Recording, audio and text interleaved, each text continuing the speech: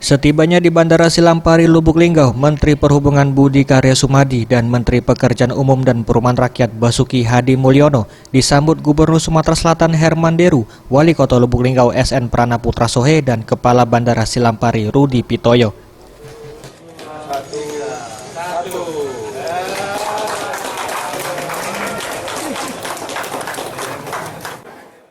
Kedatangan Menteri Perhubungan Budi Karya Sumadi bersama Menteri Pekerjaan Umum dan Perumahan Rakyat Basuki Hadi Mulyono ke Kota Lubuk Linggau, Sumatera Selatan untuk meresmikan operasional terminal baru Bandara Silampari Lubuk Linggau dan uji coba penggunaan garba rata pertama kalinya yang baru terpasang.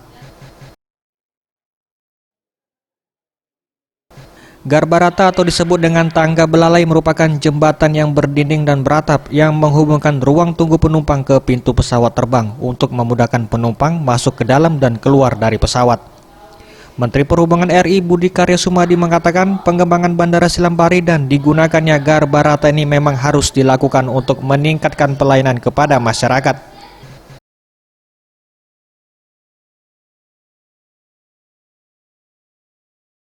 Ya, Sumatera Selatan ini kan lumbung energi nasional, lumbung pangan juga. Ya, jadi saya pikir sudah sepantasnya pemerintah pusat, Pak Presiden Jokowi memberikan perhatian kepada Sumsel.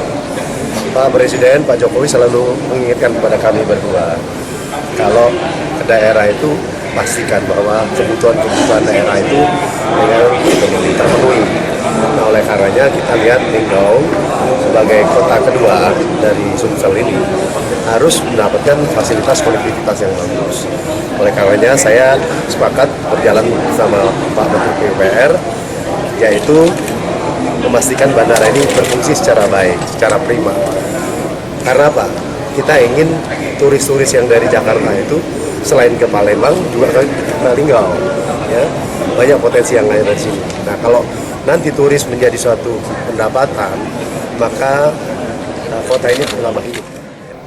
Sementara itu, pengembangan Bandara Silampari ini juga sebagai upaya konektivitas antara daerah kabupaten kota di Sumatera Selatan serta perhatian pemerintah terhadap Sumsel sebagai salah satu lumbung energi nasional.